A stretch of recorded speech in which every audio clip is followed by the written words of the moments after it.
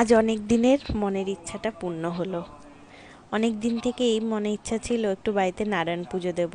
অনেক দিন নারায়ণ পুজো হয় না বাড়িতে, কেন জানি না। ভগবান হয়তো চাইছিলেন না, তাই হয়তো হচ্ছিল না। উনি না চাইলে তো কখনোই কিছু সম্ভব না। শনিবার দিন হঠাৎ করেই কথা হচ্ছিল পুজো পুজো নিয়েই, তখনই হঠাৎ করেই বোসবাবু বলে উঠলো, তাহলে এই সোমবার দিন তো একটা ভালো পূর্ণিমা আছে, রাখি পূর্ণিমা, তাহলে সোমবার দিন কি পুজোটা করবে? ব্যাস, যেমন কথা তেমন কাজ। মুখ দিয়ে যখন একবার বের করে ফেলেছো, আর কি সেই কথা ফেরানো যায়? রবিবার দিন সারা দিন বৃষ্টি, সেই বৃষ্টিতে ভিজে ভিজেই পুজোর সমস্ত জোগাড় করলাম। ফল হচ্ছে তো দশকর্মা হচ্ছে না, দশকর্মা হচ্ছে তো মুদি দোকান হচ্ছে না। এই করতে করতে বৃষ্টিতে সারা দিন ভিজে ভিজে দুজনে মিলে বাজার হাট করলাম।